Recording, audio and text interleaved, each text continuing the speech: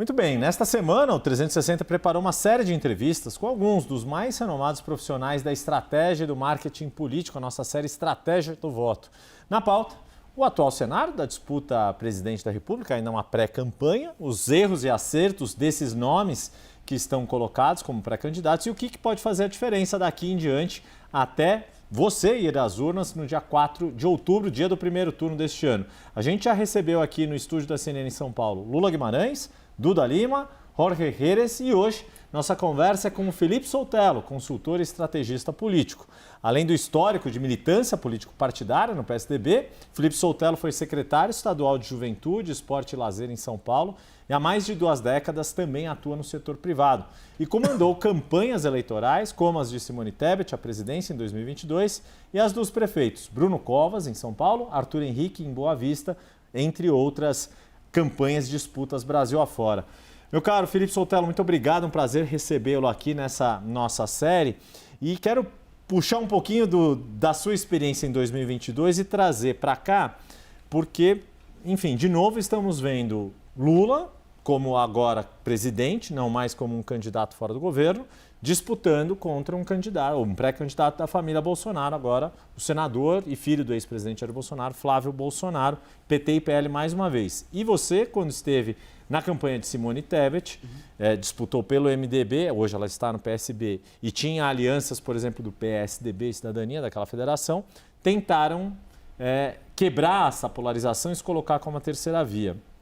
Quais são os desafios que havia naquela disputa que ainda permanecem agora e, na sua avaliação, quais são os novos desafios que existem agora que não havia 4 anos atrás e que todos esses nomes que estão colocados, como Ronaldo Caiado, Romeu Zema, Renan Santos, agora se está falando Joaquim Barbosa, Aécio Neves, entre outros, quais são esses novos desafios que você não teve junto com Simone Tebet e outros candidatos naquela época?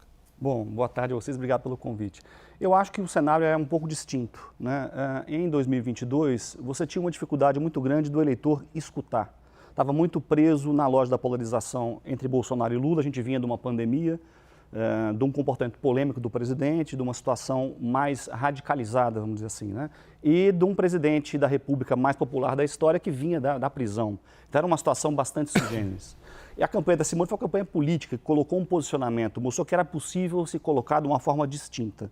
Eu acho que ela não teve sucesso do ponto de vista do percentil de votos que obteve, mas do ponto de vista político deixou um registro muito forte da importância da participação de outras vozes no cenário eleitoral. Para o Brasil seria muito importante que todos os partidos lançassem candidatos, para que a gente tivesse mais alternativas. O que está acontecendo hoje é que nós temos eleições mais por rejeição do que por opção. Porque, apesar dessa eleição termos mais candidatos do centro à direita, ainda não são todos os partidos nacionais fortes que optaram por ter candidaturas próprias. Então, o cenário é um pouco distinto. Mas eu acho que esse ano nós estamos fazendo uma avaliação sobre se o presidente Lula merece ou não ser reeleito. Tem muito mais a ver com uma espécie de plebiscito sobre a situação do governo federal do que sobre uma questão de disputa. Então, é uma combinação entre a avaliação desse governo e as rejeições dos principais contendores. Boa tarde, Soltello, obrigada. E nesse plebiscito que você coloca, na sua avaliação, o que vai pesar mais? As questões políticas, como está a vida das pessoas, a esperança, o que o novo presidente ou a continuação tem para oferecer, ou a questão ideológica?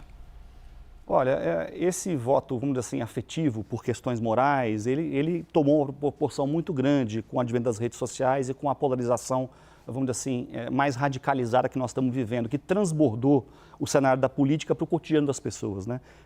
Quem não tem uma briga de família no Zap por conta de política, cancelou alguém, quer dizer, é uma coisa meio triste, eu acho, porque a interdição do diálogo é uma coisa muito complicada para a democracia. A democracia pressupõe a conversa. Quando a gente interdita o outro e não aceita os argumentos, mesmo que a gente discorde, mas não tem um ambiente favorável para a conversa acontecer, as coisas demoram mais para evoluir, os consensos sociais são mais atrasados. Então, eu acho que essa é uma coisa que nós temos que superar em algum momento. E ter mais candidaturas ajudaria nessa perspectiva. Nós temos um cenário que pela primeira vez na história nós vamos ter, que é do centro à esquerda, vamos ter apenas uma candidatura. O presidente Lula, pela primeira vez, tem o apoio de todos os partidos à esquerda do país. Nunca aconteceu antes. À direita, do centro à direita, temos algumas alternativas, né? Algumas com mais viabilidade, outras com menos viabilidade. Mas eu acho que ainda falta muito para termos alternativas que tirem a gente desse processo de bivalência que nós estamos vivendo. Pedro? Bibi, você teve uma trajetória muito ligada ao PSDB, que hegemonizou o antipetismo até 2018, quando o Geraldo Alckmin teve em torno de 4% dos votos. Em que momento que o PSDB perdeu a hegemonia desse campo político para o bolsonarismo? E por quê? Eu acho que é uma combinação de questões. Em 2018, eu acho que é uma eleição muito atípica. O advento do atentado ao presidente da República, Bolsonaro, é uma coisa lamentável que aconteceu, é preciso registrar, e ela modificou as regras do jogo. Ele, que não tinha tempo de televisão, por exemplo, passou a ter uma cobertura nos veículos de imprensa, nos jornais televisivos, muito extensa. Então, ele passou a ser o rei da televisão, vamos dizer assim, apesar de não ter na hora eleitoral um tempo significativo. Isso mudou a dinâmica, tinha uma força, e como tem ainda no mundo digital, isso desequilibrou. O Geraldo, que era, vamos dizer assim, o líder do horário eleitoral, não conseguiu transformar isso nessa dinâmica. Então, é uma eleição difícil de estabelecer. Eu acho que o PSDB, pela sua luta fratricida, pela disputa das lideranças, pela fragilidade de conseguir construir a renovação dos seus quadros internos, acabou atrapalhando muito o processo, né? O governador Dória, ele entrou em 2016 na prefeitura numa eleição avassaladora, ganhando no primeiro turno, mas mudou um pouco a correlação de forças. E o apetite muito grande pelo exercício do poder, pela oportunidade daquele momento, atrapalhou um assentamento das lideranças internas e levou a esse esgarçamento em que o PSDB está. Em que pese é bom dizer, o presidente Aécio Neves tem conseguido recuperar um pouco da força do partido, quer dizer, saiu do rebolão, quer dizer, da mudança de partido da janela do primeiro trimestre, maior do que entrou, é o partido que mais cresceu proporcionalmente. O que vai sair da urna é um outro problema. Mas eu acho que a candidatura dele a presidente seria muito interessante e contribuiria para a discussão nacional. Pô, isso é interessante que eu já ia te perguntar isso. O que você acha da colocação do nome de Aécio mais uma vez? Né? Ele que até a disputa de 2022 tinha sido protagonista da disputa mais acirrada de 2014, em que Dilma Rousseff foi reeleita por uma distância, a menor distância até então, num segundo turno. Mas aí não só da perspectiva política, mas dessa perspectiva do cálculo eleitoral em relação a voto, em relação a um partido que precisa crescer, que é o caso do PSDB, o quanto ter um candidato a presidente faz a diferença para, por exemplo, aumentar, ampliar as bancadas, o quanto que da sua experiência, da sua vivência, tanto dentro de partido quanto no comando de campanhas, ter um candidato majoritário de fato impulsiona a eleição legislativa, que é a que vai dar o tamanho do poder de fogo de um partido para os 4 anos seguintes. Eu acho que ter um candidato a presidente é muito importante para um partido para eleger deputados federais. Não há dúvida disso. Você vê 2022, a Simone puxou o 15 para cima, o MDB teve um resultado interessante em termos de deputados federais eleitos. O PSDB, que compôs conosco, foi importante para o Centro Democrático se organizar e oferecer uma alternativa. Para Simone foi muito importante, colheu um saldo mais difícil. Mas também teve derrotas estaduais simultâneas, quer dizer, é um desarranjo um pouco maior. Mas eu acho que para um partido se afirmar nacionalmente, é importante ele se apresentar. Eleição não é sobre só ganhar ou perder, é sobre colocar o que acredita, a visão de mundo. A gente está perdendo um pouco essa estrutura. Se me permitem uma crítica, quando a gente faz uma análise de cenário só baseada em pesquisas quantitativas, a gente limita a discussão política.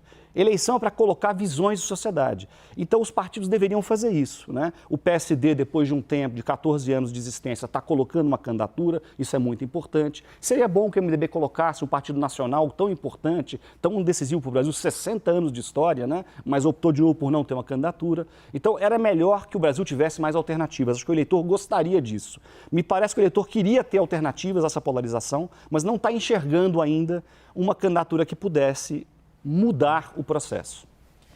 Você comentou, né, sobre haver nesse ano apenas uma candidatura à esquerda, centro para a esquerda, que é a do presidente Lula.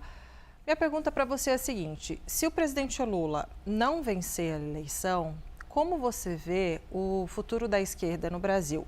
E também num outro cenário, se ele vencer a reeleição, continua o mesmo problema, porque será a última. Veja, o presidente Lula é um personagem da história republicana nacional muito interessante, é a liderança democrática mais forte que o país construiu ao longo do tempo, a gente tem que reconhecer essa virtude. Mas o PT tem um problema de construção da sucessão do presidente Lula, é uma questão que vai se colocar. Eu acho que ele é o favorito das eleições, eu acho que o cenário recente tem apontado na direção de uma certa vantagem para ele, né? Porque o governo conseguiu recuperar um pouco a avaliação. Se você vê a pesquisa de hoje, da Ideia, Meio, né, você verifica que o volume de pessoas que consideram o governo péssimo caiu de forma vertiginosa e trocou por regular e bom. Isso é um sinal, não teve uma alteração significativa na aprovação e desaprovação, mas na composição da aprovação, o péssimo caiu muito, o bom e o regular cresceram. Isso é uma excelente notícia para o governo. Como eu falei, é um plebiscito sobre se ele faz um bom ou ruim governo. Então, as condições, nesse momento, estão empurrando numa direção muito favorável a ele, né? O futuro, eu acho que é uma previsão complexa, né? Ele é um homem de 80 anos, muito experiente, acho que vai saber conduzir um pouco esse processo. Me parece que o PSB imagina ser um pouco o sucessor desse movimento de centro à esquerda no Brasil. Tem um ponto que é de divergência entre os profissionais de marketing que passaram por aqui, que é a questão da terceira via.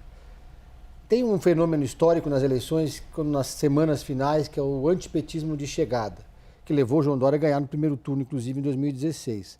Alguns profissionais acham que isso pode levar a empurrar esse voto para a terceira via, para uma candidatura, por exemplo, do Renan Santos ou outras candidaturas. Outros avaliam que não, que na hora H, esse antipetismo de chegada e também o governismo de chegada podem ser decisivos a ponto da eleição acabar no primeiro turno. Duas perguntas em uma. Acredita que a eleição pode acabar no primeiro turno e a possibilidade da terceira via ganhar força na reta final é maior ou menor do que o voto útil? Olha, vamos fazer isso por partes, tentando ser rápido, não estender demais, mas veja, a eleição hoje, ela está por uns 7, 8 pontos para resolver no primeiro turno. Acho difícil resolver no primeiro turno, no quadro que está hoje. Agora, o Brasil vive uma crise institucional jamais vista na história, porque nós nunca tivemos os três poderes da República envolvidos numa única situação. Então, a solução desses conflitos ainda está muito longe de entender como vai acontecer. E eu acho que tem uma caixinha de surpresas pela frente em relação às investigações, a delações, a escândalos laterais que se conectam com esse principal. Tudo pode acontecer. Explicações têm que ser dadas, vamos ver como é que o eleitor vai reagir a tudo isso. Eu acho só que se a discussão ficar em termos de corrupção, tá? Pode parecer um contrassenso, mas é vantajoso ao presidente Lula. Por quê? Porque está precificada no presidente Lula a discussão da corrupção. As pessoas que já acham que o PT está envolvido com algum tipo de esquema, já acham. Não há uma novidade. Agora, ao senador Flávio Bolsonaro, o cara da família Bolsonaro, é uma dúvida, porque essa questão não se colocou para ele. Ele está construindo uma imagem e, à medida que vão aparecendo situações que o colocam em situação embaraçosa, isso pode ser um problema. A terceira via, eu acho que está mais nessa eleição para a construção de alternativas futuras, né? O MBL, por exemplo, a gente tem que fazer um elogio. É um partido digital, com o método você pode concordar ou não há essa discussão, mas que teve a coragem de se converter num partido formal e conseguiu fazer. É bom lembrar, o presidente Bolsonaro tentou fazer isso com o PSL e não conseguiu. Se associou ao PL, quer dizer, o fracasso acabou dando certo no maior partido do Brasil hoje, mas o MBL conseguiu fazer a conversão. E tem uma disciplina e método para o trabalho acontecer. O Renan, se você reparar na mesma pesquisa que eu citei agora hoje, é o único que cresceu no embate direto com o presidente Lula no segundo turno. Nas simulações de segundo turno, ele tem um crescimento vertiginoso ao longo de toda a trajetória. Isso não muda a intenção de voto geral nele, mas no conflito direto você vê que tem uma personalidade crescente. E entre os jovens, porque a linguagem deles está muito conecta para quem tem até 24, 30 anos, eles têm um desempenho bastante interessante. Aliás, entre os jovens, o Flávio teve a maior perda em razão dos escândalos do Banco Master e do filme Dark House. Isso que eu ia pegar também essa tua expertise, Sotelo, e conectar com o momento que vive Flávio Bolsonaro, né?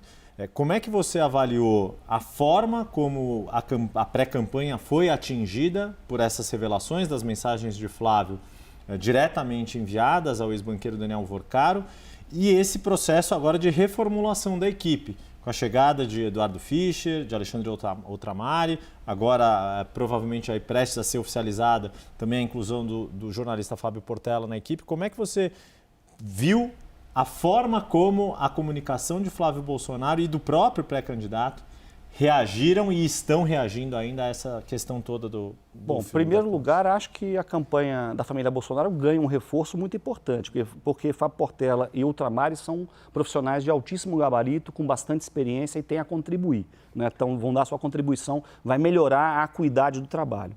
A reação, a gestão de crise, vamos dizer assim, né, para usar um jargão jornalístico, da questão foi mostrou um despreparo bastante grande. Eu acho que havia uma certa perspectiva de imaginar que nunca fossem ser revelados esses segredos, né?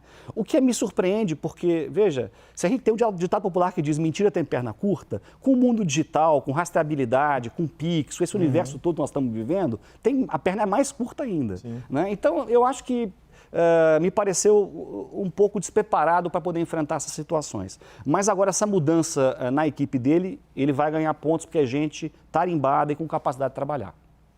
Só uma dúvida que... Na sua pontuação, você não citou o Fischer. Eu queria saber se foi só esquecimento ou se tem alguma crítica, alguma... Não é uma questão de crítica ou não. O Fischer eu conheço de nome, é um profissional de publicidade muito forte, de longa data, mas não é alguém que tem uma familiaridade com o marketing político em si. Eu não conheço, acho que fez uma campanha ou outra, uma atuação forte nessa área. Eu posso falar por dois profissionais que eu conheço, da minha geração e que eu admiro bastante. Vou fazer uma pergunta parecida com a que o Yuri fez, só que no sinal invertido. Na sua avaliação, a estrutura de comunicação do presidente Lula, do governo, de olho na reeleição, está sendo satisfatória? Olha, eu acho que vem melhorando, né? Muitos fazem crítica ao ministro Sidônio, né? Mas a gente tem que reconhecer duas coisas muito importantes. A linguagem da comunicação governamental trouxe uma novidade muito interessante, o padrão estético, a lógica do presidente Lula estar mais em contato com as pessoas. O grande valor do presidente Lula é que ele tem a capacidade de sentir a dor da população. E quando a gente vê isso na rede social dele, acho que as pessoas que acompanham estão percebendo isso, isso é tocante, né? Isso é interessante. Então, eu acho que há uma humanização da comunicação do governo federal que vai numa direção bastante interessante. Agora, com a aprovação de ontem da diminuição da jornada de 6 para 5 para 2, né? E vai para o Senado agora. Isso vai ter um impacto interessante, sim. A população é favorável a essa medida em grande parte. 70% da população defende essa redução de jornada, ela é importante. Então, o governo tem conseguido colher alguns frutos. Mas a crise internacional, outras questões que interferem, então, às vezes, um pouco fora do controle do governo, também são complicadas. A caristia é uma coisa que conta muito numa eleição presidencial. Pedro? Na sua avaliação, para o bem e para o mal, como que a inteligência artificial vai impactar nas campanhas? Eu já ouvi muito que ela vai baratear o custo da produção em geral, mas também ela cria problemas e que podem ser graves numa campanha presidencial. Olha, eu acho que o Tribunal Superior Eleitoral está tentando e fez um esforço de uma regulamentação mais inteligente em relação a isso. Eu acho insuficiente. Eu acho que a gente deveria punir de forma mais efetiva os candidatos que usarem de forma indevida os mecanismos. Ainda é muito multa, não tem uma coisa de cassação de registro, uma coisa mais pesada para inibir esse processo. Existe a lógica de identificação e tudo isso. Veja, eu acho que as pessoas também têm que se comportar como cidadão eleitor de um jeito diferente. Não dá para tratar o eleitor de forma tão passiva como a gente vem trabalhando nos últimos tempos. Tem que responsabilizar. Se eu quero saber se alguma coisa é verdade ou não, procure os perfis oficiais dos candidatos. Né? Você tem instrumentos de ir atrás e checar esse processo. Então, quem quer usar para o mal, vai usar, Pedro. Né? Há legislação para combater essa estrutura e tal, mas eu confio na capacidade do brasileiro de discernir as coisas e saber separar o bem do mal, vamos chamar assim. É uma dicotomia meio infantil, mas separar o que é verdade do que é mentira. Ô, Felipe, dá tempo de mais uma última pergunta aqui antes da gente encerrar. E que, muito rápido isso aqui. A conversa aqui é boa, a prosa vai indo e a gente vai chegando na reta final. O tempo é inexorável, como diriam. Bem rapidamente, ainda nessa questão tecnológica, você falou dessa ingerência ou de como há uma certa tutela no eleitor. Existe muita ingerência e o quanto que isso, dentro de uma campanha, é percebido? Como evitar que a ingerência ou que o excesso de regras do nosso processo eleitoral, que por muitas vezes é o garantidor da igualdade, né, da disputa de paridade de armas, digamos assim, mas para trabalhar uma campanha, quanto que pesa isso? Olha, eu acho que, sobretudo, o judiciário, com todos os esforços que vem tentando fazer para poder acompanhar o ritmo da evolução das coisas, tem ficado um pouco para trás nesse processo e regulado por demais certas situações. Eu acho que a gente precisa acreditar que a população vem amadurecendo no fato de ir à urna há quase 40 anos já, vem conseguindo discernir melhor esses processos. Então, acho que tem uma interferência, às vezes, indevida ou exagerada. Por outro lado, nós temos uma legislação muito interessante em relação à comparação mundial, que, por exemplo, protege o sigilo do nosso eleitor. Nós não podemos comprar listas de eleitor, a gente não sabe quem vota em cada urna. E em alguns países do mundo isso é aberto, né? Você pode prometer coisa, entregar cartão, entregar... Então o Brasil tem uma dualidade interessante, uma lei muito interessante e que protege. Avançou no financiamento público, é uma coisa muito importante, deu mais transparência e tranquilidade para o trabalho, mas eu acho que às vezes as interpretações, a gente passa a dar conta um pouco na tutela, achando que o eleitor não tem maturidade de perceber a realidade. Eu acho que a gente já passou dessa fase no país.